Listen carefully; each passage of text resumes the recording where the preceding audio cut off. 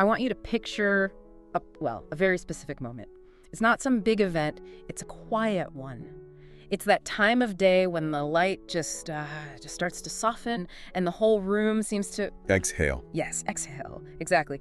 You walk into your dining area, and before you've even put a plate down, before you've said a word to anyone, the space itself does something to you. It holds you. It welcomes you. Right. It suggests that, hey, maybe time can slow down a little bit right here. It's a beautiful image.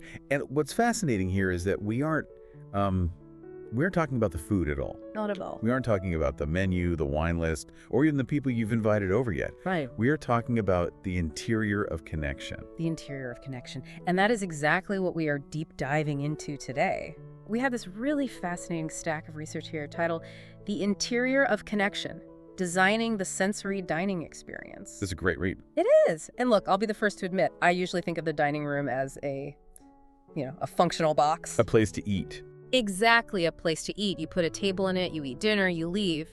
But the source material argues it is so much more than that. It calls it a spatial experience. It does. And if we connect this to the bigger picture, the core thesis here is really about what the text calls emotional choreography. Emotional choreography. Yeah. A well-designed dining space isn't just about aesthetics or looking good for a magazine shoot. Yeah. It's about how proportion, light, and material physically shape human connection. It's the difference between a room that feels like a sterile waiting area and a room that feels like a sanctuary. Precisely. Emotional choreography. I love that phrase. It sounds almost theatrical, but the way they break it down is very grounded in physics and psychology. Very grounded. So our mission today is to unpack how a room actually does that. We're going to look at how space creates luxury through ease. We're going to decode the hidden language of materials, and That's part. it really is. We're going to find out why a chair is actually an instrument of comfort. It's a lot more significant than just a place to park yourself for an hour, as we'll see. For sure. But let's start with that first concept you mentioned, the physics of ease. Right. The physics of ease. Because usually when I hear luxury in interior design, I'm thinking, I don't know, gold leaf, giant chandeliers, velvet everywhere. Access. Basically, yeah, excess. But this source takes a hard left turn on that definition. It really does. It redefines luxury entirely within the context of the dining room. Here, luxury isn't about adding more things or more expensive things. It's about ease. Ease. Yeah, it's about the absence of friction. And they get really specific about the physical layout to achieve this. They talk about the gap. The gap. Yeah, the actual distance between the table and the walls, which seems like such a, kind of a boring technical detail. It sounds like an architect's headache. Right. But think about it. We've all been to that dinner party where you're just squeezed in. Oh, absolutely. Think about the mechanics of that. You have to suck in your stomach. You have to do that awkward shimmy to get past someone's chair. The awkward shimmy. Yes. That physical squeeze creates psychological compression. The source material emphasizes that a room needs to breathe in order for the people inside it to feel held. To feel held. When you have generous space around the table, the text describes the movement as frictionless. Frictionless. That's the dream. Chairs slide back easily. Bodies pass one another without tension. Precisely. And here is the why behind it. If I have to interrupt a conversation to apologize for squeezing behind you to get a bottle of water, the spell is broken. The spell is broken, the flow is interrupted. But if I can glide past, the conversation continues. This is what the source calls calm circulation. Calm circulation. Yes. When the circulation path is compressed, it signals a rush, it signals anxiety. But when that path is open, it invites lingering. Lingering. That seems to be the North Star metric for this whole deep dive. It is. You want to design a space that invites people to linger rather than rush. Because that openness, that lack of physical negotiation, is the quiet form of luxury. Exactly. It's not something you necessarily see on Instagram, but it is absolutely something you feel in your nervous system. So step one is giving the room to breathe. Don't overstuff it. Right. But once we have the space, we have to fill it with something. And this brings us to the materials. The source gets very poetic here about materiality carrying emotional weight. And this is one of my favorite parts of the research. Yeah. It asks us to move beyond the visual. Like, what color is the table? Exactly. Move past that and think about the tactile, the haptics. The source asks you to imagine brushing your hand against a wooden edge versus a glass one. Which I did mentally while reading this. And it describes wood in such a living way. It talks about the grain, the temperature, and the subtle irregularity. Subtle irregularity. Yeah. It reminds us that this object was once alive. That connection to life is vital. Wood holds warmth. It has thermal inertia. Thermal inertia. Yes, meaning it retains heat. Contrast that with stone or glass, which the source describes as providing permanence, but they are cool to the touch. Right. Stone grounds the room visually, but it pulls heat away from the skin.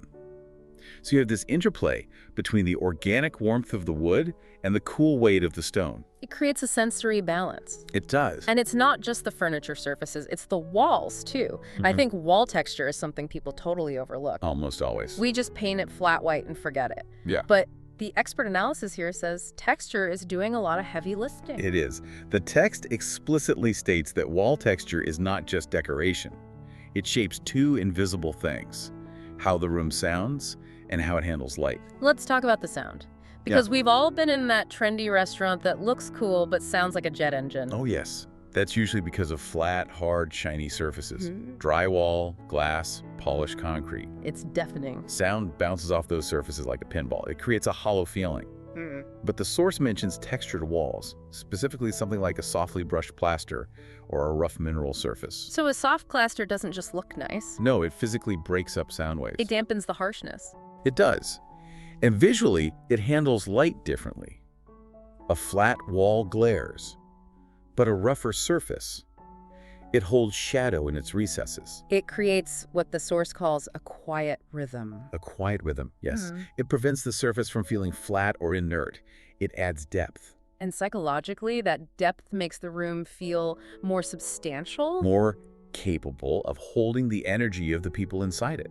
These materials carry the emotional weight of the space. They aren't just backdrops. They are participants in the experience. Exactly. That transitions perfectly into what the source calls the most transformative material of all, which isn't wood or stone. No, it's not. It's a light. Natural light, specifically. The way they describe the timeline of light in a dining room is just beautiful. It's like the room is a sundial. It's not static. That is a key insight. Yeah. We often design rooms for a specific time, usually dinner time. Right, evening. But the source traces how daylight animates the space differently throughout the entire day. In the morning, the light arrives with clarity. Clarity. It reveals detail and form. It's crisp. Which makes sense for breakfast, right? You're waking up, you want that sharpness, you want to see the steam on the coffee. Exactly. But then midday comes along. And by midday, the brightness expands the room. The text uses a really interesting phrase here. It makes the boundaries feel porous. Porous. Yeah, porous. Meaning the sharp line between inside and outside dissolves a bit. The glare washes out the corners. The room feels bigger, airier. And then, my favorite part, the late afternoon, the golden hour. The shadows lengthen. It brings intimacy, it prepares you for the evening, but it's not just the light coming in, it's what that light connects you to. The source talks a lot about the indoor-outdoor conversation. This is crucial for that feeling of connection we talked about earlier. Large openings allow the outdoors to become part of the interior atmosphere. It's not just seeing the garden, it's the movement. Yes. The source describes leaves shifting in the breeze, casting gentle movement across the surfaces. Or the sound of water. Whether distant or nearby, water adds a subtle acoustic layer. And don't forget temperature. The temperature gradient. Right. The source notes the sensory difference between the warmth of sunlight hitting a tabletop versus the coolness near a shaded glass window. That temperature gradient is something you feel on your skin. It changes how the space is felt, not just seen. It's amazing how much is happening that we don't consciously register. We just think, oh, nice room. But actually, your nervous system is reacting. To the temperature, the shadow, the leaf moving outside. That's the sensory part of the sensory dining experience. It's a full body experience. So we've got the shell, the walls, the light, the space. Now we need to populate it. We need the anchors. And the source calls the table the emotional anchor. It sets the gravity of the room. The table's scale and presence determine everything else. The text describes a well-crafted table as carrying a sense of permanence. It's a witness. I love that image. The table as a witness. It's seen the birthdays, the arguments, the quiet Tuesday nights, the big celebrations. It's like a silent member of the family. It really is. But if the table is the anchor, the chairs are the instruments. Instruments of comfort. That is such a specific way to describe a chair. It is. Usually we just check if it matches the table. Right, but the source argues that comfort is a form of generosity. Generosity. Think about it from the perspective of a host. You are inviting someone into your space. If the chair is hard, rigid, or poorly designed, If it cuts into the back of your legs, what happens? you eat fast, you skip coffee, you move to the couch, or you go home. Exactly. The physical design of the chair, the curves, the firmness, the way the fabric feels against your skin, or how leather warms up to your body, this directly dictates the duration of the event. If the seat welcomes the body, the conversation naturally lasts longer. The furniture is literally choreographing the social interaction. So the takeaway there is, if you want your dinner parties to go late into the night, invest in good chairs. It is the single most important investment for longevity of conversation. The uncomfortable chair is basically a silent eviction notice. A silent eviction notice. I'm going to remember that.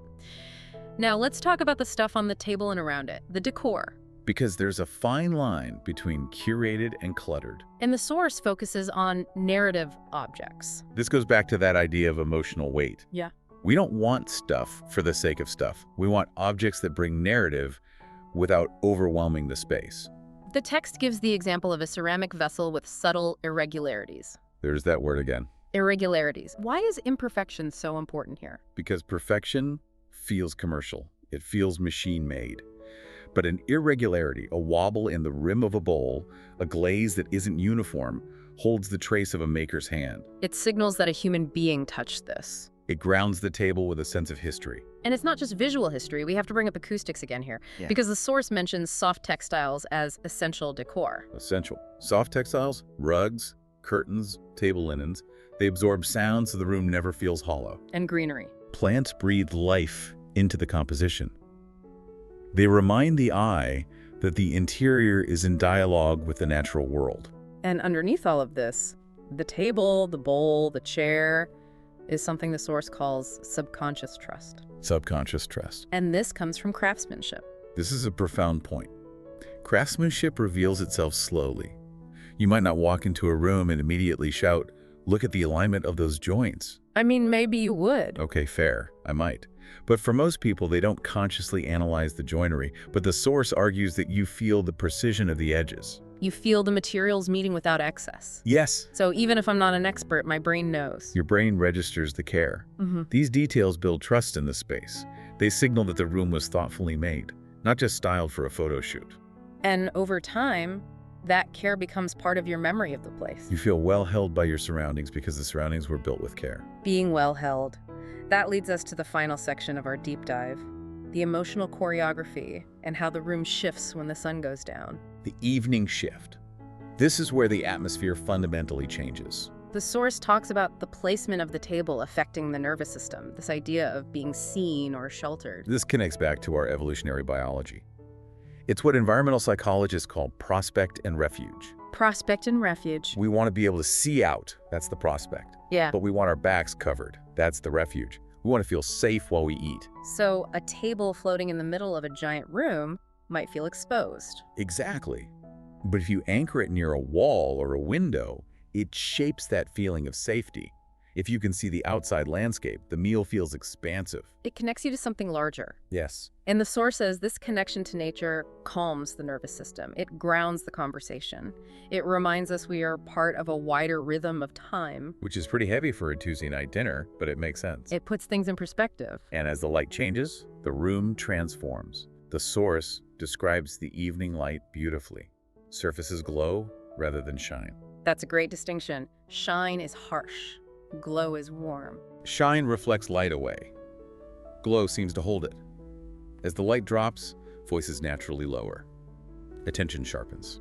The room becomes a vessel for intimacy. This is the ultimate goal of the spatial design we've been discussing.